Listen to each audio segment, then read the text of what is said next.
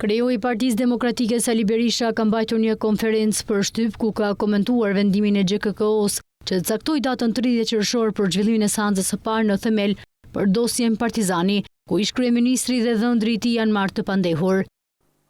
Spari komenti im është vetëm ky. Personalisht ne të interesuarit dhe trupa e avokatë e mbrojtjes nuk ka gjersot në dorë vendimin e marrë nga gjykatësia që ka dërguar çështjen për gjykim.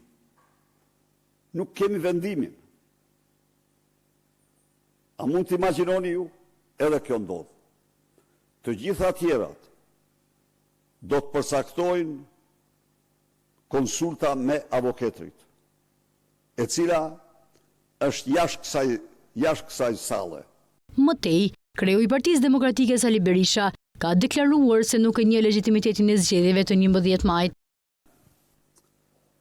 Ajo që zhvillohet në KQZ do ta kenë të qartë të gjithë shqiptarët se qëndrimi i parë, numër 1,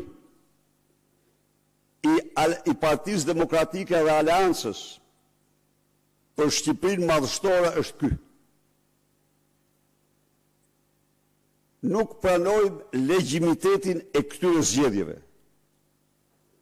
Prandaj dhe nëse keni ndjekur, ne kemi paditur çdo qark për legitimitetin e zgjedhjeve. Dakord?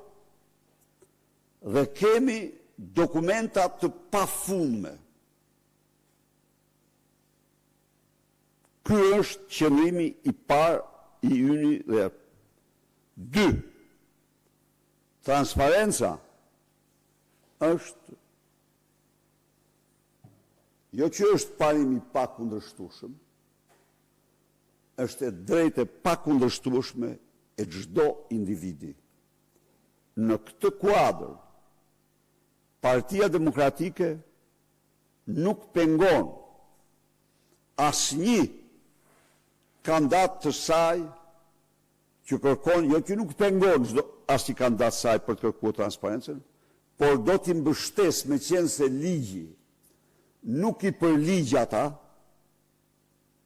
nuk i përligj kandidatët, që duhet i përligjte për mendimin tim, sepse kandidati mund të jetë dhe i pavarur, apo jo. Por në kushtet kur ligji nuk i përligj dhe duhet